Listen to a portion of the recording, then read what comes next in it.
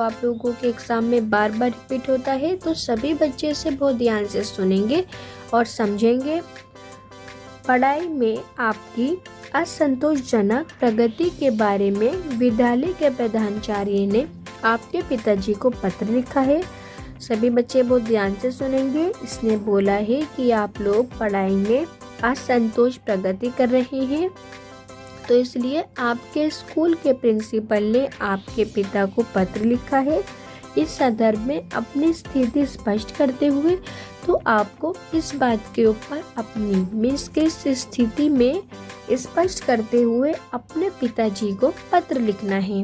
तो सभी बच्चे बहुत पहले आप लोग लिखोगे अपना पता या एड्रेस, जैसे उसके बाद बिना लाइन छोड़े आप लोग लिखोगे देहरादून या आपका एड्रेस। आप सभी बच्चे बहुत ध्यान से सुनेंगे। मैं आप लोगों को दिनांक डालने का तरीका बताती हूँ। जैसे आज 30 नवंबर है तो मैं लिखूंगी 30 उसके बाद मैं नवंबर लिखूंगी अदमा 12 नवंबर, कोमा डालते हुए मैं 2022 लिख के छोड़ दूंगी 2022।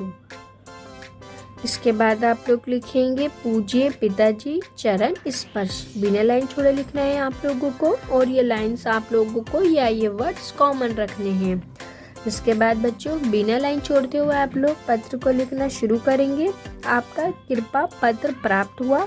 मेरे विद्यालय के प्रधानाचार्य ने मेरी असंतोषजनक प्रगति पर आपको जो पत्र लिखा है आप यहाँ बताएंगे कि पिताजी मुझे आपका पत्र मिला और उसमें मैंने देखा कि मेरे स्कूल के प्रिंसिपल की तरफ से आपको असंतोषजनक प्रगति पर जो पत्र लिखा है उससे आपको अवश्य दुख पहुंचा होगा। मैंने भी इसके कारणों का विश्लेषण किया है। उसके बाद बच्चों आप लोग एक लाइन छोड़ते हुए लिखेंगे। याद रखना है एक लाइन छोड़नी कंपलसरी है। पिछले एक मास तक में क्षेत्रीय खेलों में अत्यधिक व्यस्त रहा। आप यहाँ बताएंगे कि आप क्षेत्रीय खेलों में काफी बिजी रहे, इसी कारण मैं पढ़ाई की ओर पूरा ध्यान नहीं दे पाया। खेलों पर इतना अधिक समय देना मेरी भूल थी। आप लोग यहाँ लिखोगे कि मुझे खेलों पर इतना अधिक समय नहीं देना चाहिए था, ये मेरी भूल थी। कक्षा में पढ़ाई गई हुई सामग्री भी मुझसे छूट गई, इसी की थकान ने मुझे अस्वस्थ कर दिया।